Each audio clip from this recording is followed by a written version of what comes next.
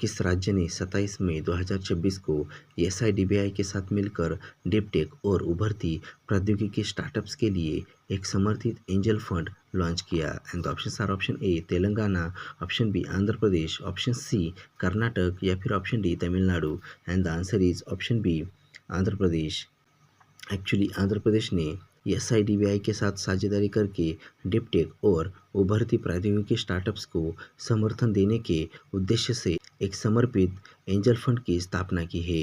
And actually यह पहल Ratan Tata innovation hub यानी कि RTIIH के माध्यम से कार्यान्वित की जा रही है, जो नवोन्मेषी उद्यमों को वित्त पोषण, संसाधन और विकास के अवसर प्रदान करेगा। एंड एक्चुअली यह फंड कृत्रिम बुद्धिमत्ता, क्वांटम प्रौद्योगिकी, इलेक्ट्रॉनिक्स विनिर्माण, उन्नत विनिर्माण और स्वच्छ ऊर्जा जैसे क्षेत्रों पर केंद्रित है। एंड एक्चुअली यह सीड फंड के रूप में डिज़ाइन किया गया यह फंड स्टार्टअप्स को पूंजी और वास्तविक दुनिया के अनुप्रयोगों तक पहुंच प्रदान करने के साथ साथ उन्हें वैश्विक स्तर पर विस्तार करने में सक्षम बनाता है।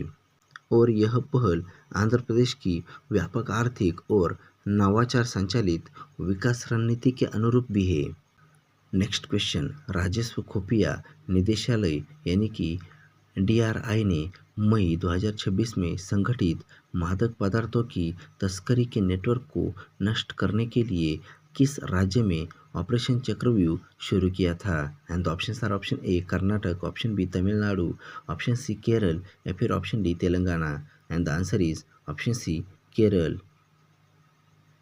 एक्चुअली केरल में संगठित मादक पदार्थों की तस्करी के नेटवर्क से निपटने के लिए राजस्व खुफिया निदेशालय द्वारा 30 मई 2026 को ऑपरेशन चक्रव्यूह शुरू किया गया था। एंड एक्चुअली इस ऑपरेशन में कोच्चि, मल्लपुरम और तिरुअनंतपुरम में समन्वित कार्रवाई की गई, जिसके परिणाम स्वरूप मेथोक्वालोन, मेथम्फेटामाइन और हशीश तेल सहित 24 किलोग्राम मादक और मनोरोगी पदार्थ जब्त किए गए। अधिकारियों ने मादक पदार्थ और मनोरोगी पदार्थ अधिनियम 1985 के तहत 5 व्यक्तियों को गिरफ्तार किया। इस ऑपरेशन ने हवाई अड्डे के यात्री सामान, कुरियर खेप और निर्यात कार्गो जैसे विभिन्न तस्करी तरीकों को उजागर किया, जो मादक पदार्थों के खिलाफ प्रवर्तन को मजबूती करने और अवैध तस्करी गतिविधियों पर अंकुश लगाने के लिए सरकार के निरंतर प्रयासों को दर्शाता है। नेक्स्ट क्वेश्चन, 1 जून 2026 को किस देश में विश्व का पहला ऐसा प्रत्यारोपण किया गया जिसमें एक पूरे सूअर के जिगर और 2 गुर्दों को एक साथ एक मानव में प्रत्यारोपित किया गया? And the options are option A संयुक्त राज्य अमेरिका, ऑप्शन बी चीन, ऑप्शन सी जापान या फिर ऑप्शन डी दक्षिण Korea. And the answer is option B चीन। एक्चुअली यह अभूतपूर्व जेनो ट्रांसप्लांटेशन प्रक्रिया चीन के नानिंग स्थित ग्वांगशी मेडिकल यूनिवर्सिटी के द्वितीय संबंध अस्पताल में संपन्न हुई। एंड एक्चुअली यह पहली बार था जब एक संपूर्ण सूअर का जिगर और 2 गुर्दे एक साथ मानव में प्रत्यारोपित किए गए। एंड एक्चुअली अस्वीकृति और रक्त के थक्के बनने के जोखिम को कम करने के लिए दाता सूअर में 6 आनुवंशिक संशोधन किए गए, जिसमें 3 मानव जीन का समावेश और 3 सूअर जीन का निष्कासन शामिल था। प्रत्यारोपित अंगों ने कई दिनों तक सफलतापूर्वक कार्य किया, जिगर ने पित्त का उत्पादन किया और गुर्दों ने अपशिष्ट पदार्थों के स्तर को सामान्य किया।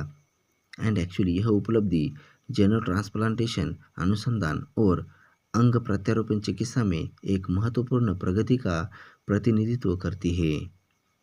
नेक्स्ट क्वेश्चन, किस फिनटेक कंपनी को 26 मई 2026 को RBI से पेमेंट एग्रीगेट फिजिकल लाइसेंस के लिए सैद्धांतिक मंजूरी मिली? And the options are option A Paytm, option B PhonePe, option C MobiKwik या फिर option D Razorpay. And the answer is option C MobiKwik. Actually MobiKwik, जिसे आधिकारिक तौर पर वन मोबीक्विक सिस्टम के नाम से जाना जाता है, इसको 26 मई 2026 को भारतीय रिजर्व बैंक से पेमेंट एग्रीगेट फिजिकल लाइसेंस के लिए सैद्धांतिक स्वीकृति प्राप्त हुई। एंड एक्चुअली इस स्वीकृति से कंपनी को ऑनलाइन भुगतान के अलावा अन्य सेवाओं का विस्तार करने और ऑफलाइन व्यापारी लेनदेन को भी सुगम बनाने की सुविधा मिलेगी। एंड एक्चुअल पेमेंट एग्रीगेट व्यापारियों को ग्राहकों से विभिन्न भुगतान विधियों को स्वीकार करने में सक्षम बनाने में महत्वपूर्ण भूमिका निभाते हैं। वर्ष 2009 में स्थापित और हरियाणा के गुरुग्राम में मुख्यालय वाली मोबिक्विक की सह स्थापना विपिन प्रीत सिंह और उपासना टाकू ने की थी। एंड एक्चुअली यह विकास भारत के बढ़ते डिजिटल भुगतान परिस्थितिकी तंत्र में कंपनी की स्थिति को मजबूत करता है। नेक्स्ट क्वेश्चन, मई 2026 में भारतीय वायुसेना द्वारा लाए गए अरहंत, सारीपुत और अरहंत महामोगलाना के पवित्र अवशेष किस देश को प्राप्त हुए? And the options are option A Nepal, option B Mongolia, option C Bhutan या फिर option D Sri Lanka.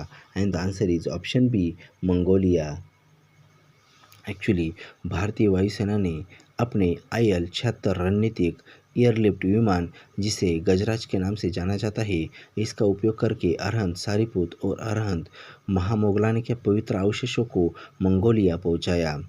And actually ये अवशेष गौतम बुद्ध के 2 प्रमुख शिष्यों के हैं और बौद्ध परंपराओं में इनका बहुत ही महत्व है। और यह पहल भारत और मंगोलिया के बीच सांस्कृतिक और आध्यात्मिक संबंधों को मजबूत करने के साथ साथ भारत की व्यापक सांस्कृतिक, कूटनीति और वैश्विक पहुंच प्रयासों का समर्थन करने के लिए की गई थी। इस तरह के आदान प्रदान साझा विरासत को बढ़ावा देने और लोगों के बीच संबंधों को गहरा करने और विभिन्न देशों के बौद्ध समुदायों के बीच ऐतिहासिक संबंधों को मजबूत करने में सहायक होते हैं। और आपकी जानकारी के लिए बता दें कि रूस और चीन के बीच स्थित मंगोलिया एक भू आबद्ध देश है जिसकी समृद्ध बौद्ध सांस्कृतिक विरासत है।